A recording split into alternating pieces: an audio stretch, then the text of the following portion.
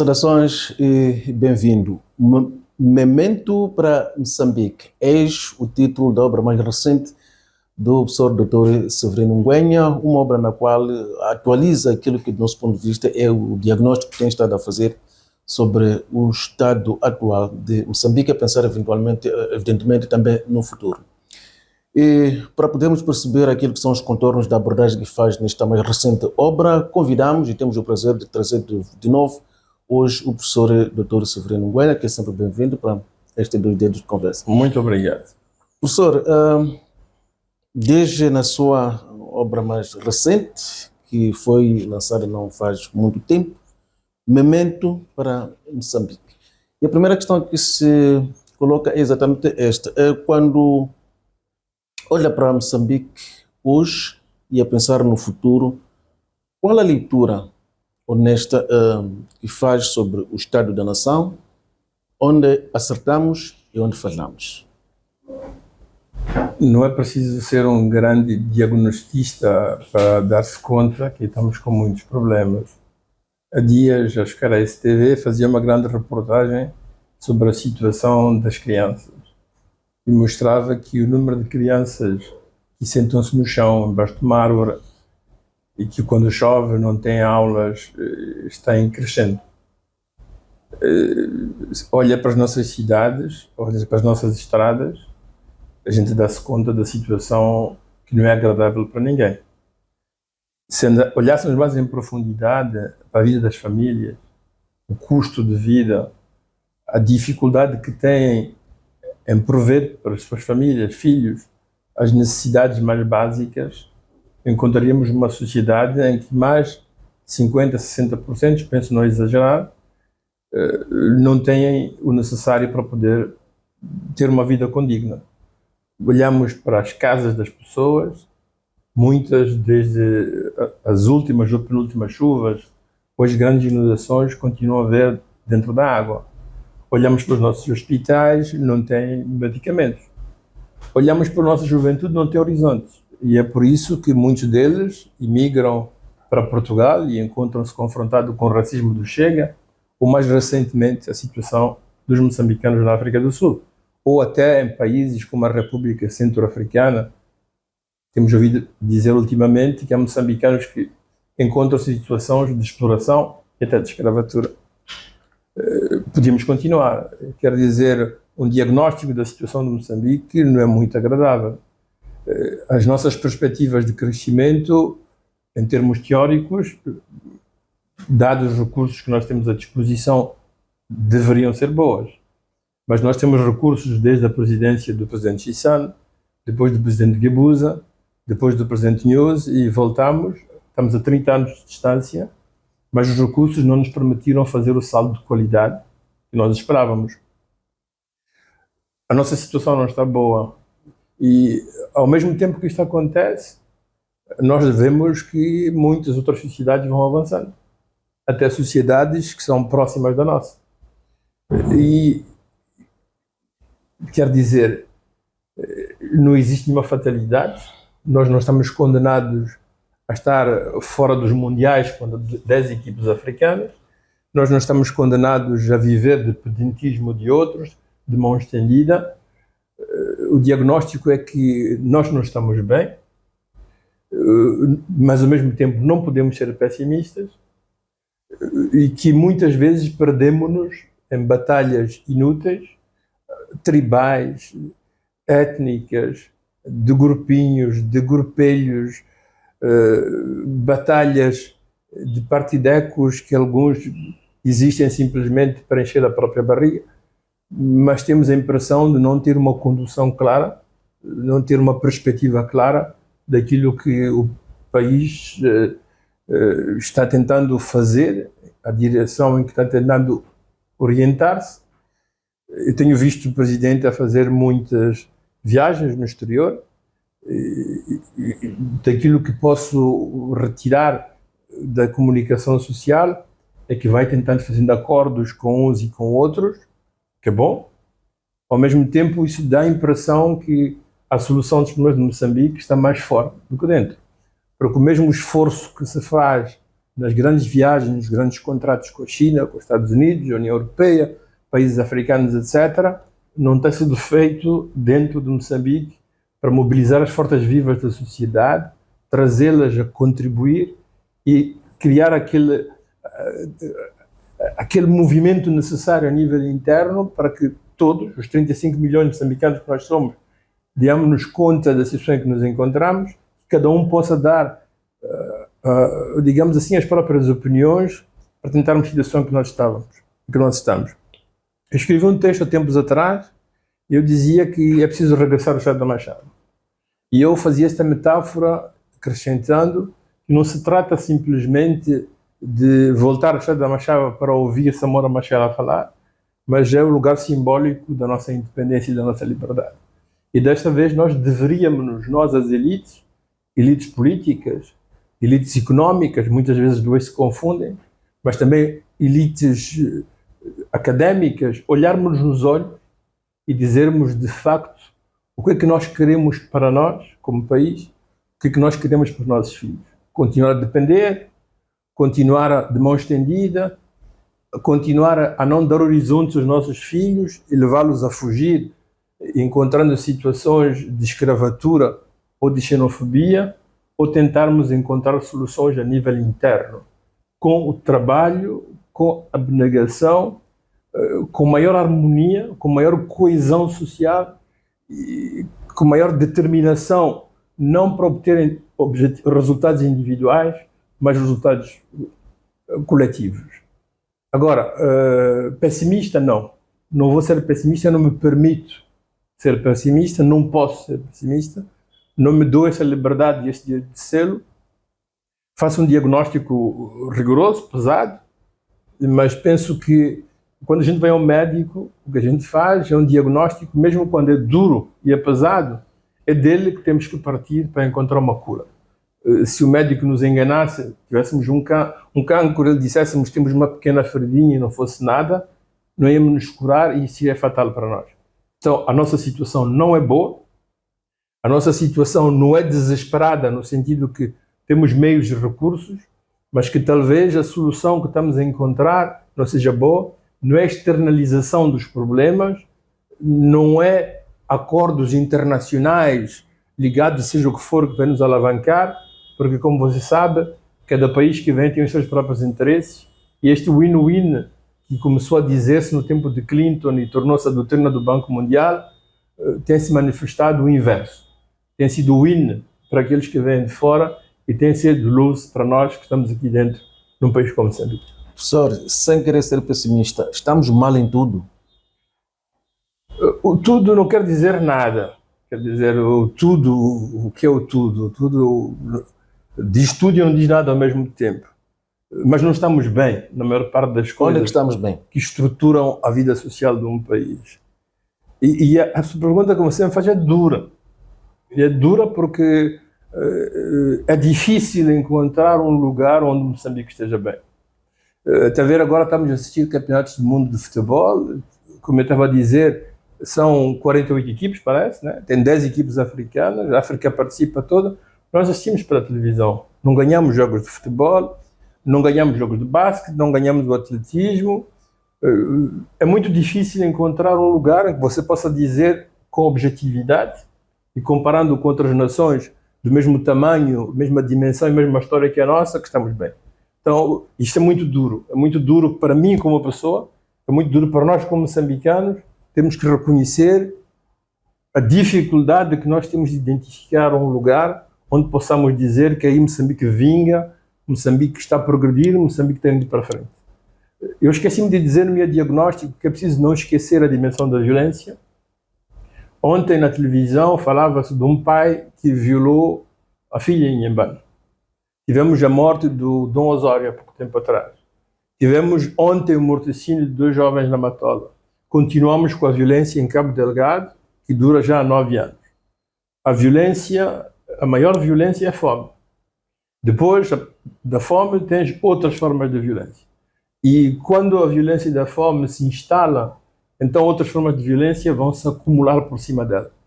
E temos uma outra grande violência, é uma sociedade onde a corrupção reina, onde o bem comum não é prioridade absoluta para todos, e quando isso acontece, a fragmentação torna-se inevitável. Então, se você me pergunta onde é que nós estamos bem, eu gostaria, e digo-lhe com todo o coração, de poder apontar com facilidade lugares e aspectos. Eu sou orgulhoso de ser moçambicano.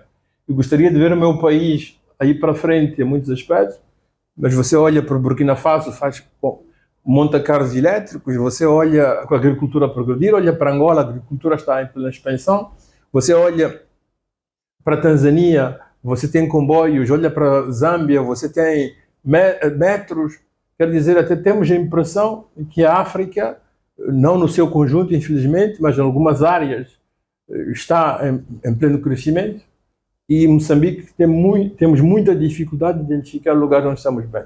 Você vai ver uma coisa, não só são os que estão na Serra Leoa, o número de moçambicanos em Portugal, o número de moçambicanos na África do Sul.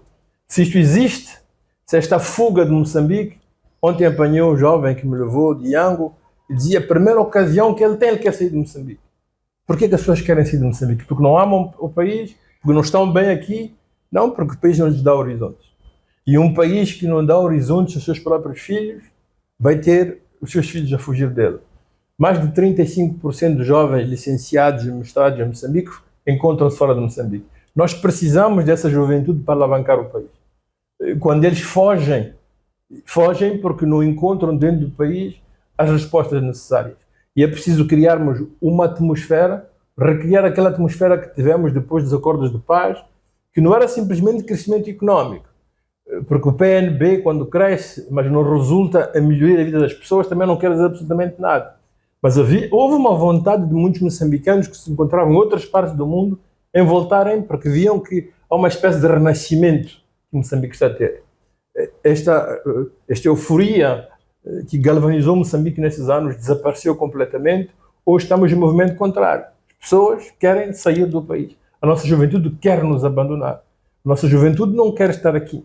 Então, é preciso termos consciência disso e é preciso criarmos condições para que a nossa juventude tenha horizonte, porque é dela que nós dependemos, sobretudo daquela que é mais educada, para podermos alavancar Moçambique. Quais são as causas deste quadro sombrio que o professor Ngwenya traça? Sabe, eu não gosto muito da questão das acusações.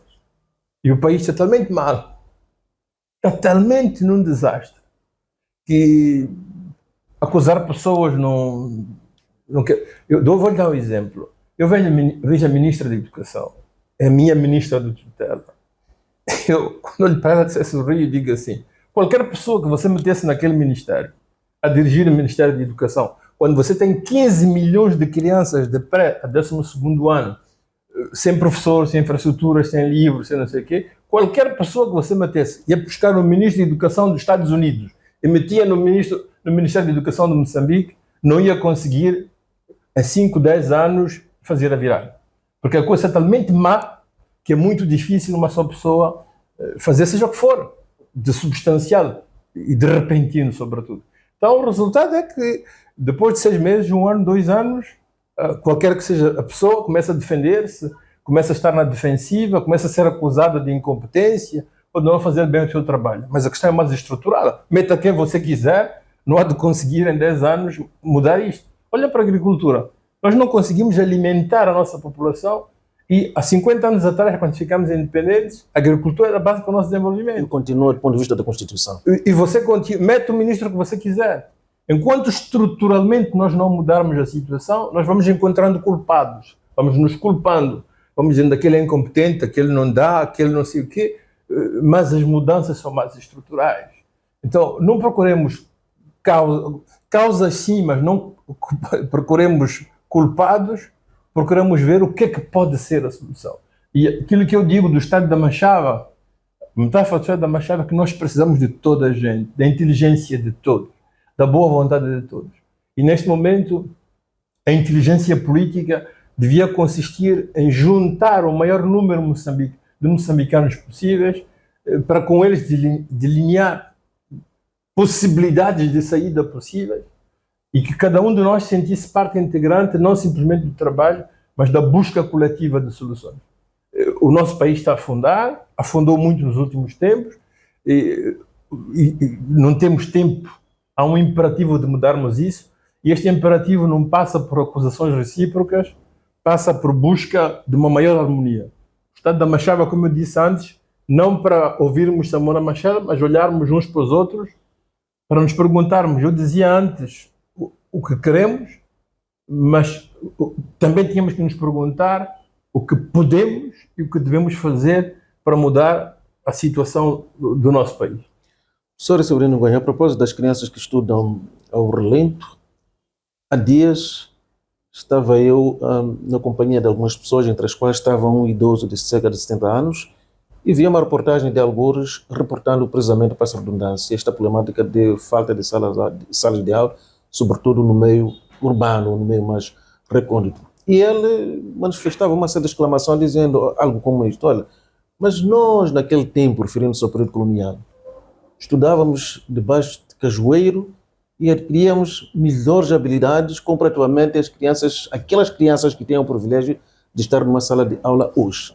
Gostava era de ouvir o comentário do professor. Não sei se é saudosismo ou não. Eu não tenho simpatia pelo colonialismo. Eu não tenho simpatia pela escravatura, nem árabe primeiro, nem portuguesa depois. Dizia inclusivamente que nem carteira, nem ardósia, escrevia-se no chão, tudo começava e terminava no chão. Eu não tenho simpatia por isso. Quando nós chegamos à independência, éramos 8 milhões e mais de 90% das crianças não sabiam ler nem escrever. Começou em Moçambique um processo que chamou-se massificação da educação. E até interromperam-se escola para muitas pessoas, para que fossem para as províncias, distritos, localidades, fazer com que a massificação se realizasse. E foi um milagre que a geração 8 de março fez. Conseguiu manter o país de pé, conseguiu massificar o processo de ensino e aprendizagem e conseguiu, numa situação que era extremamente complicada pelo analfabetismo, complicada pela pobreza, complicada pela situação de guerra da África do Sul e da Rodésia, complicada pela Guerra Fria, complicada pela nossa pobreza, fizeram com que Moçambique, depois de 10 anos de guerra de libertação, passasse 16 anos de guerra. Nós tivemos 16 anos de guerra. Ela começou com a Rodésia, Mapai e Chiqualaquala, passou para a África do Sul e depois entrou e tornou-se uma guerra civil interna. Essa guerra durou 16 anos. Teve máscaras diferentes, cores diferentes, foi uma guerra contínua. Acabamos essa guerra, começamos a ter os sussultos de conflitos na zona centro e agora estamos com Cabo Delgado. Isso faz com que Moçambique tenha mais tempos de guerra do que de paz. E no meio de tudo isto, nós conseguimos, como país, resistir e continuar e sermos um país chamado Moçambique. Não somos o Sudão, não estamos divididos. Não somos a Somália, não estamos divididos. Não somos Haiti, não temos bandos que governam lugares e outros lugares. Então, a gente quando faz esta avaliação histórica, um diagnóstico histórico, neste caso, temos que meter em perspectiva aquilo que fez com que Moçambique se encontrasse lá onde se encontra hoje. Há outra razão mais fundamental. A estrutura económica que foi montada para a África Austral, ela fazia de Moçambique um lugar de passagem. Quer dizer, nós éramos um lugar para onde passavam as mercadorias que iam para o Interland e que do Interland iam para o Norte. Mas nós éramos destinados a ser os beneficiários disso. A população de Gaza, de Maputo e de Inhambane era contabilizada pela UNELA para poder satisfazer as necessidades de mineiros na África do Sul. E a Agência Argos também. A nossa economia ainda hoje é uma economia de passagem. Nós baseamos nos caminhos de ferro, nós baseamos nos portos. E nós até fizemos disso zonas económicas especiais. Continuamos com uma lógica que é uma lógica de uma economia de passagem, que ela não é beneficiar, em primeiro lugar, daquilo que é a produção económica e industrial. Em segundo lugar, substituímos a administração portuguesa que vivia da facilitação destas trocas por uma governação nossa e das elites que nós somos, que somos os maiores beneficiários disto, em detrimento da maioria das pessoas que continuam a mesma situação. Ora, alguns dos nossos pais, dos nossos avós, alguns, muito poucos, tiveram acesso à escola, mas a função deles era participar da instituição colonial. O projeto que veio em 75, que era um projeto pan-africano. Toda a África, quando ficou independente, sabia que a única maneira de tornar realidade a independência e as liberdades era ter gente educada para poder assegurar o país. Esse projeto foi feito, deu resultados. 99% dos estudantes que você tem hoje, médicos, engenheiros, economistas, etc., saíram das escolas moçambicanas e foram formados ou pelas pessoas do 8 de março ou pelos alunos destes professores. Por isso, esta exaltação que nós temos de saudosismo no tempo colonial incomoda-me um bocadinho, porque era preciso perguntar quantas pessoas eram, que formação é que tinham, e recordar-se outra coisa, é que a juventude atual talvez não saiba o que os mais velhos sabiam, mas sabe outras coisas que eles não sabiam. Então, este tipo de diagnósticos é muito rápido e muitas vezes serve mais para criticar o que acontece do que para participar na elaboração do novo. Volto a dizer, nós temos estado a passar a vida a criticarmos-nos reciprocamente, a dizer a culpa é deste, é daquele, é daquele. Estou um pouco cansado disso. É tempo de começarmos a perguntarmos-nos o que nós, individual e coletivamente, podemos e temos que fazer para não sussurrarmos ainda mais na situação de desastre em que nos tornamos como país. Professor, no lançamento da sua mais recente obra, Memento, o professor fez uma afirmação como isto, vou citar, portanto, nas entrelinhas, comparando Moçambique a um campo com capim seco, que bastará um fósforo qualquer para incendiar completamente o país. Qual é o alcance desta constatação que o professor faz? Olha, volto a dizer uma coisa. Quando nós ficamos independentes, ainda na euforia da independência, nós pensávamos que o futuro estava aberto. Chegamos a pensar que em 10 anos tínhamos subdesenvolvimento.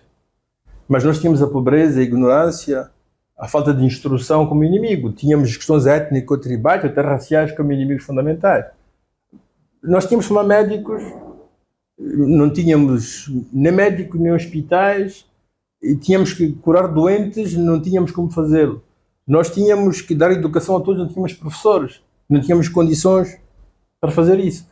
Nós tínhamos que dar de comer a toda a gente, não tínhamos engenheiros, não tínhamos tratores.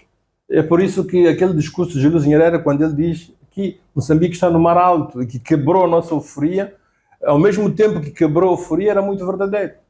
Temos que continuar a remar. E estamos ainda no mar alto. E o mar alto em que estamos talvez é mais turbulento do que aquele que estávamos antes.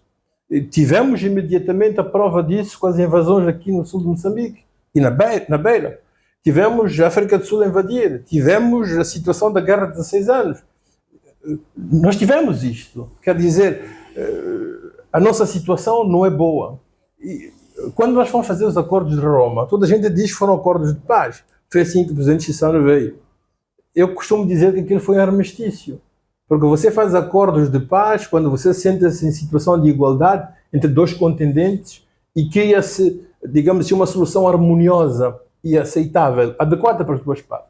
Quando você faz o que a Europa fez em 1919, em Versalhes, depois da derrota da Alemanha na Primeira Guerra Mundial, você abre portas para que emerjam novos Hitlers. Foi o que aconteceu na Europa. O armistício que nós fomos fazer em Roma foi um armistício em que Moçambique foi como derrotado. Frelimo não tinha ganho. Moçambique estava todo cercado. A Renamo nunca ganhou, nunca chegou ao poder. Mas Moçambique também não ganhou porque ficamos todos destruídos. Foi-nos imposta uma política que levou com que o tecido social moçambicano se fragmentasse. O contrato moral que nós tínhamos de 75, que nós éramos um país e um povo e tínhamos as mãos dadas para alavancar o país para o bem de todos, desapareceu. Quem foi que nos impôs?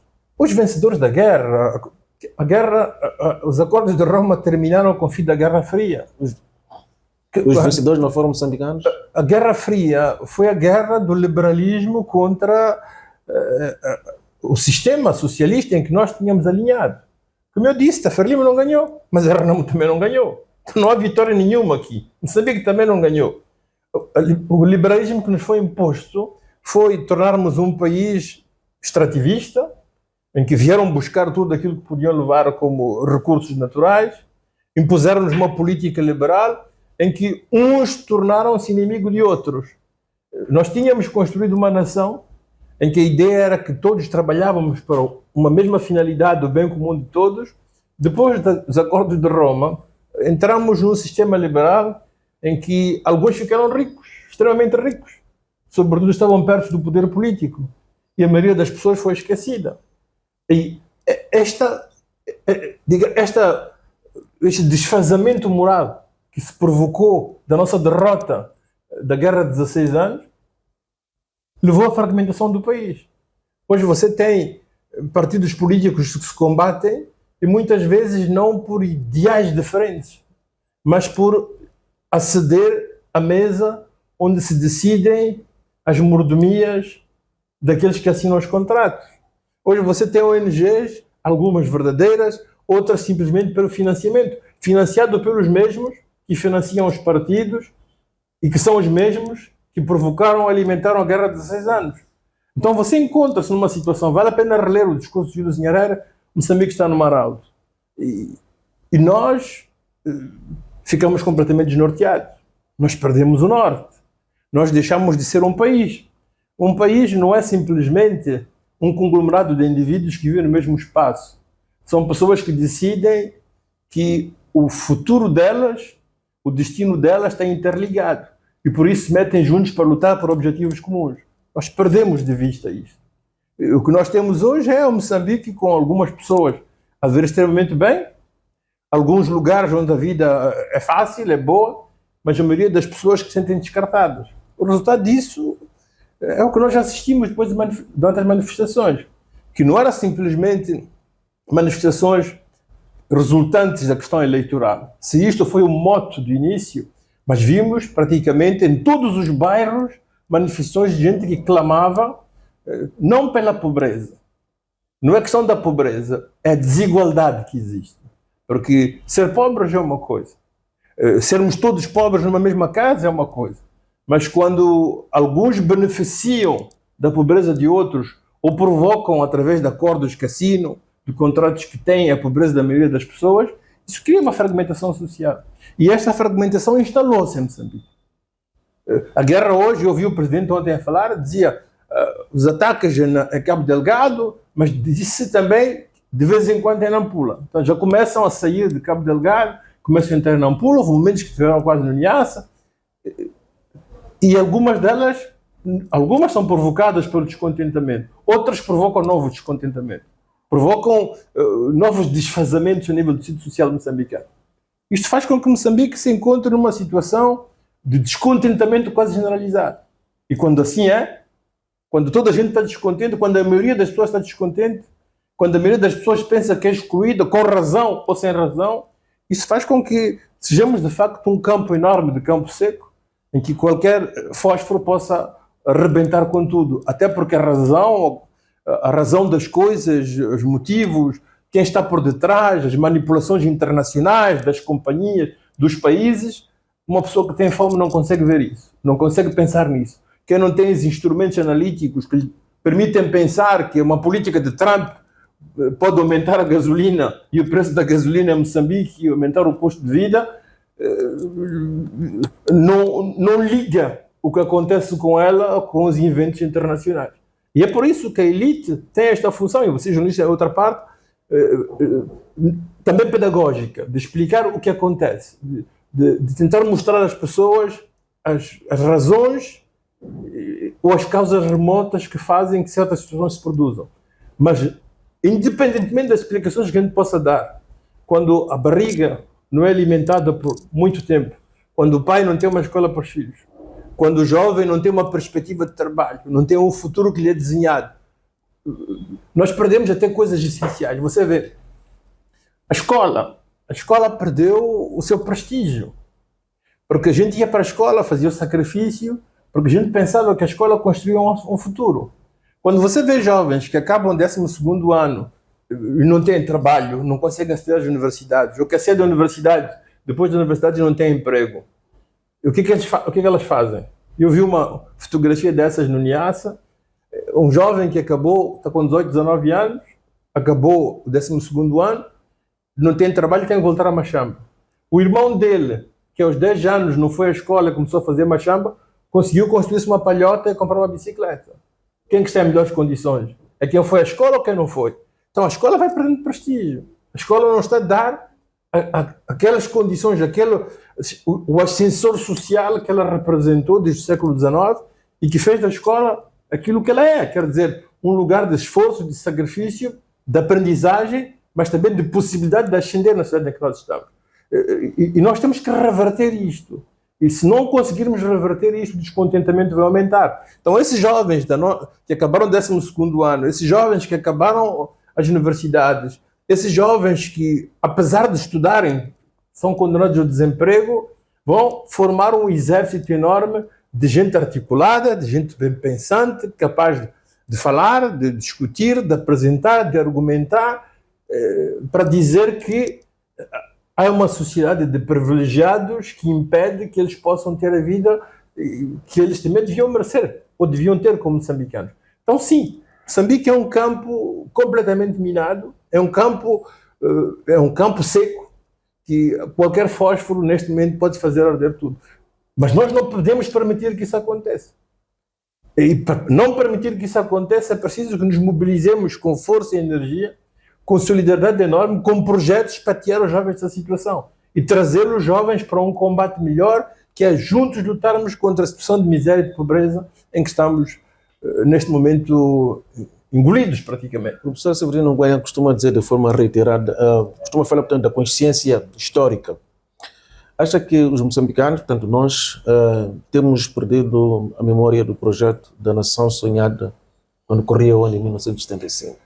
Nós perdemos, quando eu falo de consciência histórica, a pergunta que você fazia antes, ou a afirmação que você fazia de um velho senhor que dizia que antigamente a escola era melhor, a gente esquece que... Não, o senhor dizia que na época estudaram debaixo de cajueiro, nunca souberam o que é uma sala de aula. Mas estudavam bem, adquiriam conhecimentos com uma certa qualidade. Eu costumo dizer que nós ensinamos muito pouco aos nossos filhos o que foi a escravatura, a primeira escravatura árabe. Você vê talvez jogos de futebol agora, não é? Você vê as equipes da França, da Inglaterra, até da Suécia. Havia um guarda-redes até negro, até no Japão. Você tem negros, você não tem negros nas equipes árabes. E que são africanas até. Como é que isso se faz que a gente tenha negros numa equipe no Japão, não falo da América Latina, da Europa, mas você não tem no mundo árabe? A escravatura árabe foi dura para nós. Foi extremamente dura. Ela durou do século VII ao século XIV. E o racismo continua muito impregnado naquela parte do mundo. Depois tivemos a escravatura atlântica, não é? Entramos no colonialismo. Nós não dissemos o suficiente aos nossos filhos o que isto foi. Porque se eles soubessem o que isto foi, muitas das coisas que dizem e que fazem hoje não diriam nem fariam. E talvez algumas atitudes que existem hoje seriam outras, seriam diferentes. E nós, pedagogos, nós, professores, nós, universitários, temos uma responsabilidade objetiva em relação a isso. Isso não desculpa o que está a acontecer hoje. Não desculpa que alguns de nós tenham completamente virado a casaca, que tenham esquecido, para voltar à consciência histórica, que nós nascemos com um projeto. Nós nascemos... O projeto de Moçambique já começava com a CONCP, nos anos 50, quando os Amílcares, os Cabrais, os netos, dirigidos por Marcinho dos Santos, se encontravam e pensavam juntos construir uma independência, não de mapa cor-de-rosa, que queria Portugal, mas indo para além da geografia, tendo consciência histórica, construir um destino comum entre povos. Fizemos 10 anos de luta de libertação nacional. Nós somos dos poucos países africanos que tiveram para ganhar armas para ficarem independentes. E o objetivo era libertar a pátria e os homens. Lembra-se dessa expressão? Libertar a pátria e os homens. Dar a cada um de nós condições. Há uma expressão da Mílcar Cabral que é muito bonita. É que nós estamos a abrir caminho para cada homem e mulher desta terra possa ser um valor. E durante um tempo, isto norteou a política moçambicana. Durante um tempo, isto foi a estrutura portante das ações individuais e coletivas dos moçambicanos. Como eu disse, perdemos esta batalha. A Guerra de 16 anos terminou com aquela frase de Fukuyama a dizer fim da história. Quer dizer que já não há modelos alternativos, temos de ser todos liberais. Mas o problema não é porque os outros nos impuseram o modelo, mas foi porque nós, a certa altura, renegamos aquilo pelo qual juramos e lutamos. E de libertadores do país, tornámos-nos colonizadores do nosso próprio povo. Então a nossa principal derrota é moral. Nós próprios, nós, as pessoas mais educadas, as pessoas melhores, as pessoas que pegaram armas para dizer que Moçambique tem que ser livre, deixaram de ter a ideia do coletivo e passaram a ter ideias individuais. Houve um tempo que eu tive uma dúvida. Eu dizia-me assim, será que a Frelimo submeteu-se aos dictates da comunidade internacional para continuar a resistir no seu projeto de libertar Moçambique? Tive esta dúvida, tive esta esperança. Mas à medida que o tempo foi passando, foi ficando claro que o comum, a ideia de que o comunia quer dizer bens partilhados, bens espirituais, história, nação, a pertença, mas também bens materiais, a condivisão daquilo que a terra produz, etc. Quer dizer, continuavam a ser a estrutura portante daquilo que nos governava. Pouco e pouco isso desapareceu. Quando você tem esta grande empresa do cobalto, que é uma das maiores do mundo, aqui, Kenmar, e que 1% é para Moçambique e 99% é para eles, você pergunta quem assinou esse contrato? Quem assinou os contratos com a Mozambique? Quem assinou os contratos aqui com os sul-africanos? Quer dizer, nós as elites temos ações e atitudes que sabemos são penalizantes para a maioria das pessoas e sem escrúpulos fazemos. Dizemos que queremos ter milhões como Elon Musk, que tem 3 trilhões, não sei o que ele quer fazer com toda essa porcaria de dinheiro, em detrimento dos nossos. Os nossos pais continuam a morrer nas povoações. Aqui na Mafalala, em Xamanculo, para não falar do Niassa, em Cabo Delgado, as condições de vida são extremamente complicadas. E muitos de nós até tomam um pequeno almoço no Hotel Plana todos os dias, ou podem ter vidas equivalentes ao Elon Musk. O problema não é que tu vivas bem. O problema é pensar que o fato de quereres viver bem justifique que metas outras pessoas em condições de pobreza e miséria total. O nosso projeto, o projeto moçambicano, nunca foi de fazer ver mal ninguém. Foi de pensar que podíamos alavancar um bem comum para o conjunto dos moçambicanos. Na altura éramos 8 milhões, hoje somos 35 milhões. Isto foi completamente esquecido. E foi esquecido, você vira, de vez em quando eu começo a falar com as pessoas, estou a falar com um e com outro, e lamento com ele a situação em que nós estamos, e de repente ele diz, eu também tenho uma minadora em Manica, eu também tenho uma minadora não sei onde. As pessoas que você devia pensar que deviam ser aquilo que nós chamávamos a reserva moral de um país, que poderiam dar-nos a direção que tínhamos que fazer, deixaram-se penetrar, eu não digo por valores, por contravalores, que estão na origem, muitas vezes, da miséria com que 99% dos moçambicanos vivem hoje. E isto é doloroso e isto é completamente... faz uma grande pena. Professor Severino Ngwenya, o Estado moçambicano é um guarda-chuva reto ou é um guarda-chuva inclinado? Daquilo que eu disse, este livro que você mostrou aqui, o momento... os editores impõem-nos muitas vezes coisas, meteu um barco. Este livro devia ter uma pequena guarda-chuva, porque a metáfora que mais uso neste livro é a metáfora da guarda-chuva. Você vê, quando chove, a gente tem uma guarda-chuva, somos 3 ou 4, nós albergamos-nos embaixo da guarda-chuva e fazemos de modo que nenhuma pessoa fique molhada. Às vezes eu molho assim um bocadinho aqui, outro ali, mas no essencial o nosso corpo fica coberto. Estamos todos cobertos no essencial. O Estado é isto, é que a guarda-chuva, quanto mais nós crescemos em termos de números, mais ela tem que ser larga, para poder cobrir sempre todos aqueles que estão embaixo dela. O Estado é isso. É uma espécie de guarda-chuva que tem que cobrir todos os moçambicanos. De vez em quando fura-se uma coisa lá em cima, você tem que remendar. De vez em quando...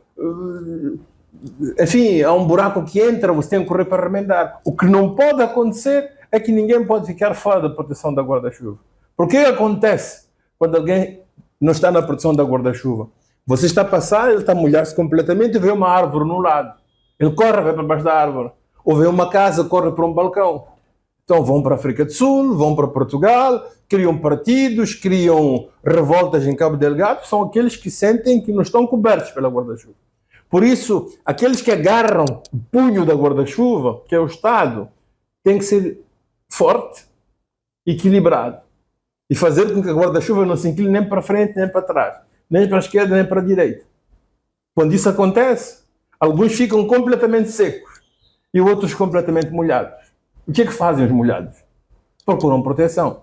E como procuram proteção? De todas as maneiras possíveis. Você, quando está embaixo de uma chuva, há uma tempestade enorme, tudo é bom para você se proteger. Então, o que está a acontecer no nosso país é que não estamos a conseguir ter a guarda-chuva que cobra todos. Não alargamos a guarda-chuva. Ela ficou ainda muito pequenina, às vezes foi restringida ainda mais. De 8 milhões passamos a 35, mas o tamanho da guarda-chuva não cresceu. Nós não aumentamos a produção. Nós não aumentamos a qualidade das nossas infraestruturas. Nós não aumentamos a cidade das cidades. Nós não aumentamos o número de pessoas qualificadas. Quer dizer que aumentamos o número de pessoas e todas têm que ser cobertas por esta pequena guarda-chuva. Pior é que esta guarda-chuva, em vez de ficar no centro, ela tende muitas vezes a ser inclinada para um lado ou para o outro. E volto a dizer, quando isto acontece, quem não está coberto por ela tende a tentar encontrar refúgio num outro lugar. Esta metáfora não é para dizer como estamos, porque como estamos todos sabemos. É para dizer que há uma necessidade imperiosa de ter um Estado forte que agarra a guarda-chuva e meta no centro e não permita a nenhum custo que um grupo ou outro incline a guarda-chuva para um lugar em detrimento de outras pessoas. É preciso que o Estado alargue a guarda-chuva lá em cima para que ela possa cobrir todos. Porque quando isto não acontece, a guarda-chuva deixa de servir e nós procuramos novos espaços para nos abrigar. Outra vez, aqui na sua obra, discute muito o conceito de conciliar e reconciliar.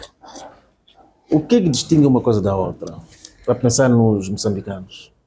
O moto desta obra foi alguma coisa que está a acontecer em Moçambique que eu partilho nos fundamentos e duvido muito nos métodos, que é o processo em curso da COT, do processo de reconciliação, de diálogo nacional inclusivo.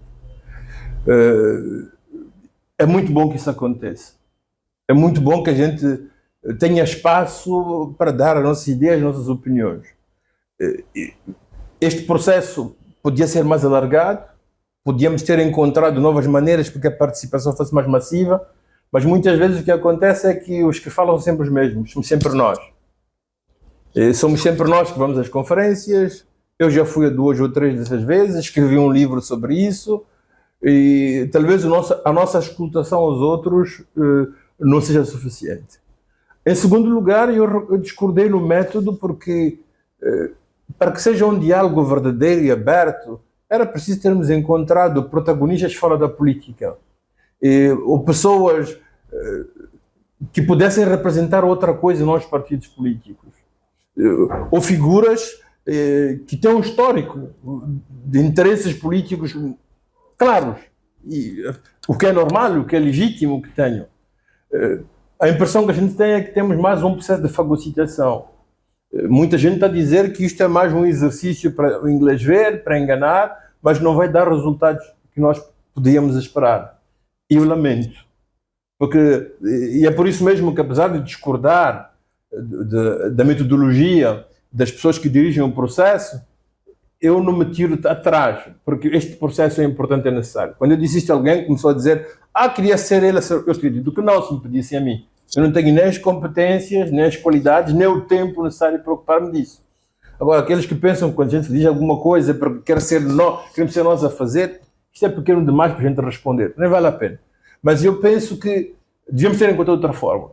Mas não encontramos esta, então vamos alimentá-la, vamos fazer com que ela dê melhores resultados possíveis. Um diálogo está a correr e eu espero que ele traga as melhores propostas possíveis, que eles sejam melhor acomodadas possíveis e que elas sirvam, digamos assim, de catalisador para mudanças fundamentais do que o país precisa. Isto, para mim, é extremamente importante. Mas este processo é um processo de diálogo nacional inclusivo, tem a ver com uma reconciliação necessária, porque o moto disto foram as manifestações que seguiram-se ao processo eleitoral. Então era preciso reconciliar os moçambicanos. Reconciliar significa conciliar de novo aquilo que uma vez teve conciliado e perdeu a conciliação. Isto é verdade. Nós desentendemos-nos, nós desencontramos-nos. Durante a guerra, na Frelimo, os partidos uniram-se em primeiro lugar, mas houve mortos, são desentendimentos. Depois da independência tivemos os nossos reacionários, são desentendimentos. Tivemos guerra de 16 anos, que apesar de ter começado fora, entrou dentro de Moçambique, são desentendimentos. E temos estes processos eleitorais que nos criam problemas a cada processo. E são desentendimentos. Então é preciso encontrar uma maneira de criar uma estrutura, uma plataforma, em que todos nos encontremos. Eu gosto muito, não só da palavra reconciliados, mas encontrarmos consensos. A política é a arte de encontrar consensos. Consensos não só nos resultados, mas nos procedimentos para elaborar aquilo que tem que ser plataformas comuns. E neste sentido, o processo de reconciliação é bom que exista. Mas há um outro processo mais importante. Você vê, Moçambique é longo. Você tem populações moacuas, moanis, macondes em Cabo Delgado. E você tem gente em Inhambane, você tem gente em Maputo, que pertence a etnicidades, a histórias, a geografias completamente diferentes. Estes povos nunca se encontraram. Estes povos conhecem-se pouco. E o encontro destes povos chama-se conciliação. Aqueles povos que estiveram unidos, mas que desencontraram-se pelo caminho, como os procedimentos que aconteceram na Frelimo, trata-se de gente que esteve conciliada, mas a uma certa altura rompeu. Muitos que entraram na Frelimo fizeram a Renamo, vieram da Frelimo. Muitos que fizeram o MDM, saíram da Renamo. Esses são pessoas que estiveram juntas, conciliadas, perderam a conciliação, é preciso reconciliar. Então nós temos dois movimentos necessários. Um movimento constante, que Eduardo Mondlane já falava dele no início, e Machel não deixou de martelá-lo, é preciso ir construindo Moçambique. Ir fazendo com que as populações do norte, do sul, do oeste, sejam parte de um destino comum, que sentam-se pertencentes ao mesmo movimento. Este processo de conciliação tem que continuar. E a escola joga um papel importante na criação de uma identidade comum. Mas há um processo mais urgente e que tem que ser concomitante com o primeiro, que é a necessidade de reconciliarmos-nos, porque Moçambique está de costas voltadas. Você, quando olha a nossa juventude está revoltada. A nossa juventude está revoltada contra a Frelimo. E a Frelimo é acusado dos males que ela cometeu e comete, mas mesmo daqueles que ela não comete, ou daquelas que não é responsável. Mas você não consegue dizer a um jovem: vamos aumentar a gasolina porque o Trump fez uma guerra no Irão. Não, porque alguém em Moçambique quer roubar, porque a gente roubou tanto que mesmo as coisas que a gente não faz de propósito acabam caindo nas costas. Hoje você tem uma juventude que está completamente revoltada. Como é que você pensa que as pessoas de Cabo Delgado se sentem em relação ao resto de Moçambique? Quando são 9 anos que passam ou padecem o que acontece. Esta situação é extremamente complicada. Estas pessoas não se sentem parte integrante do mesmo tipo de processo. Então nós vamos ter que fazer dois processos concomitantes. Um, conciliar o que nunca esteve junto. As pessoas do norte começam a dizer, lembro-me quando houve cheias no Maputo e houve uma espécie de solidariedade, acho que em Gaza, alguém escreveu um texto dizendo: quando a guerra em Cabo Delgado, ninguém diz nada, ninguém sente, agora que são cheias no Maputo. E este ressentimento é profundo e é muito mau. É muito mau. Eu ouvi agora no enterro do Dom Osório, a senhora que leu na catedral terminou com esta frase: nós os macuas vamos voltar para casa. Nós queremos Moçambique onde não houvesse macuas, nem macondes, nem xanganas, nem rongas. Esse era o projeto de Moçambique. E hoje encontramos-nos de costas voltadas, algumas vezes por culpa nossa, outras vezes por culpa de outros. Mas você sabe, há muita gente que quer a divisão de Moçambique. O Ocidente quiseram fazer a Rombésia durante a Guerra de 16 anos. Há um embaixador que disse pouco tempo atrás: isto é um país grande demais, já precisa dividir em 3 partes. É o que fizeram no Sudão, é o que tentaram fazer na Nigéria com o Biafra em 62, que tentaram fazer no Congo. Há aqueles que estão contentes com a situação de dependência e de sofrimento que os nossos países possam ter. Então, nós temos que ter um olhar não simplesmente objetivo, mas volto a dizer pedagógico. Mas não pode ser pedagógico com palavras, tem que ser pedagógico com ações. As pessoas têm que ver, perceber, entender e ter a impressão que, não obstante as dificuldades que temos, estamos todos orientados a um projeto, a um objetivo comum. E volto a dizer, este projeto e objetivo comum foi a nossa maior derrota moral. Nós moçambicanos, nós as elites moçambicanas, nós que devíamos ser mais responsáveis, esta palavra de mais responsáveis, durante o tempo da negritude e do panafricanismo, diziam que as elites têm que trazer a população mais pobre, menos educada nas costas. Nós deixamos de ser os guardiães de uma razão objetiva, do dever ser de um Estado e de uma nação comum, e tornamos os predadores, aliados a grandes interesses de corporações estrangeiras, nações estrangeiras, em detrimento do nosso povo. E isto, volto a dizer, é extremamente grave. E ocorre que corrijamos isso, porque a pior coisa que pode acontecer num país é ter a sua juventude contra si. E esta é a situação de Moçambique. Sr. Severino Ngwenha, o nosso segundo tempo está praticamente esgotado, mas há uma questão que eu gostava que respondesse em breves palavras. O que é que o Moçambique tem que fazer para afastar este fenômeno de radicalização que começa a ser visível desde os acontecimentos pós-eleitorais? Nós temos que voltar ao estado da Machava. Temos que voltar ao estado da Machava. Nós temos que voltar. Eu ouço o presidente a falar, eu vejo o presidente a falar fora. O presidente fala, faz muitos discursos fora e a gente percebe o que ele está a dizer. O presidente fala nas conferências, nas tomadas de posse. O presidente nunca falou para Moçambique. Meter-se na televisão às 20 horas e dirigir-se a nós, dizer como é que nós estamos, qual é o nosso projeto de sociedade, o que é que nós queremos. Não se explica o que é que acontece com Ruanda, porque é que está aqui. O Lísio Macão falou sobre isso. Quer dizer, é preciso voltarmos ao estado da Machava, mas isto é metafórico. Nós temos que voltar a sentir que aquilo que está sendo feito não é feito só para nós, é feito conosco. Quando a palavra, eu disse que eu gosto da palavra consenso, mas mais do que a palavra consenso, há outra palavra que eu nem me recordo o que eu disse antes, qual foi a expressão que eu usei. Nós temos que ser parte integrante da tomada de decisões. Não tem que haver um grupo de indivíduos. Claro que é quem governa. Claro que é quem toma as decisões principais na governação de uma nação.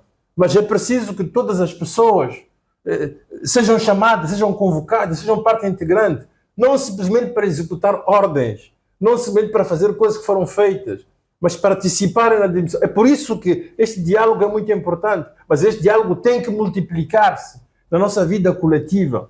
E nós, se não conseguirmos reaver na nossa esfera, na nossa guarda-chuva, o conjunto dos jovens e da nossa juventude, nós vamos hipotecar o nosso futuro como país e como nação.